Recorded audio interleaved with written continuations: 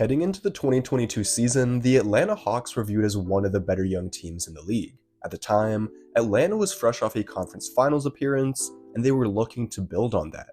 However, as quickly as they rose, they fell just as hard. In 2022 and 2023, the Hawks were eliminated in the first round, and they may miss the playoffs altogether this season. This team is heading in the wrong direction, and considering they have limited cap space and trade assets, I'm not sure how they're going to turn things around.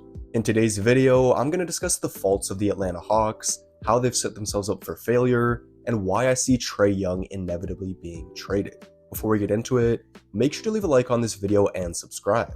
I'm trying to hit 1,000 subscribers by the end of the season, and your support goes a long way. With all that being said, let's get into the video.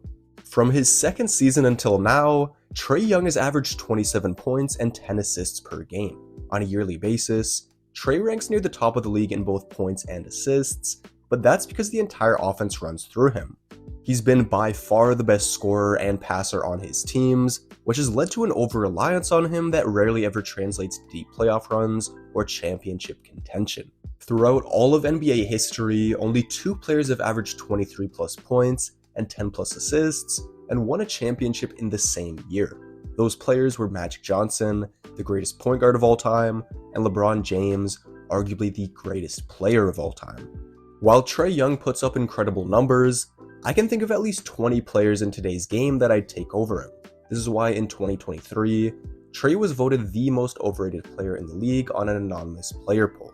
Trae's counting stats are great, but people think that his high usage overinflates his numbers, causing fans to believe that he's better than he actually is. Every year of his career, Trae has been near the top of the league in time of possession, total touches, average seconds per touch, and average dribbles per touch. On top of that, he likes to take shots early in the shot clock before any of his teammates have touched the ball. Trae may average lots of assists, but that doesn't correlate with his teammates being in rhythm. In 2021, John Collins reportedly had issues with the way Trae ran the offense. Apparently, Collins wanted the team to get into their sets quicker, move the ball more, and limit early shot clock attempts. To make matters worse, last month a leaked message from Deonte Murray came out that said similar things. For context, Deonte was messaging a Hawks fan on Twitter, probably one that was critical of him at some point. In the message, Deonte was defending his play, saying, "Come run up and down the sidelines with no rhythm and flow. Come be a spot player." Now, Deonte could be criticizing his coach in this message, but considering the coaches institute the system that runs things through Trae Young, you have to believe that some of his animosity was being directed at Trae.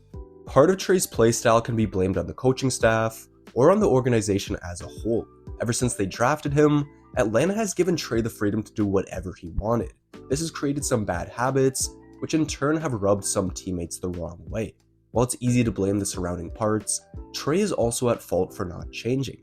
Even though he's a good spot-up shooter, Trae has never been an engaged off-ball player, which hurts his team.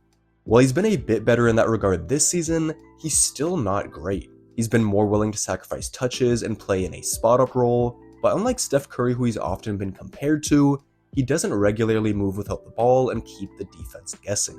While Trae has his flaws, the reality is he's this team's best player, and they'd be worse off without him. If we're going to hand out blame for Atlanta's struggles though, Deonte Murray and the front office deserve most of it. When the Hawks traded for Deonte, he publicly criticized the Spurs system, said that they have problems bigger than basketball, and that they'd be losing for the next 15 years. Then, as I mentioned earlier, there was that leaked message of him trashing Atlanta's system.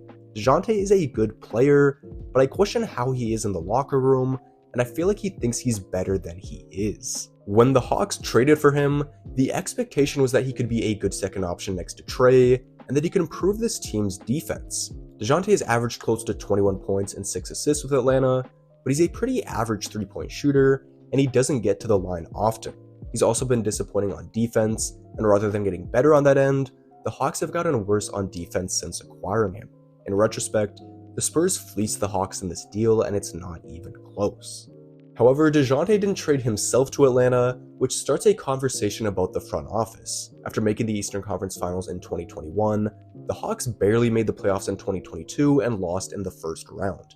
This disappointing season caused the front office to panic, so they gave up a lot for Deonte Murray, hoping that this would lead to more playoff runs in the future. Unfortunately, the move hasn't worked, and it's put the team in a tough spot. Ideally, the Hawks would like to keep Trae Young and Jalen Johnson, but besides them, there aren't any super enticing trade assets on this team. Even Deonte Murray's value has decreased, which explains why they weren't able to agree on any trades for him this season. Because they also gave up multiple picks for Dejounte, they don't have the draft capital to make a significant trade either.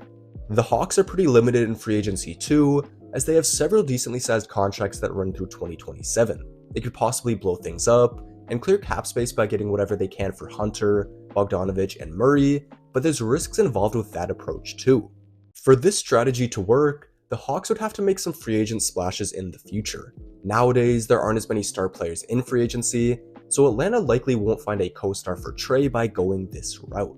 While there are good starters or role players in free agency, it's not a guarantee that they'd sign with the Hawks either.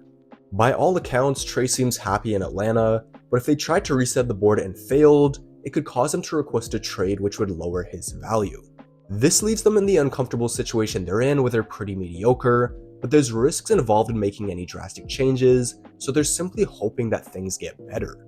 Coming into the league, Trae was seen as a talented offensive player that had deficiencies on defense. Trae is now in his 6th season, and the Hawks haven't been able to find the ideal secondary ball handler next to him, and they've never ranked higher than 21st in defensive rating.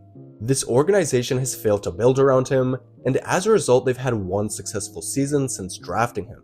Based on their current situation, I'm not sure when their next successful season will be, which leads me to believe that they'll go the route of trading Trae Young.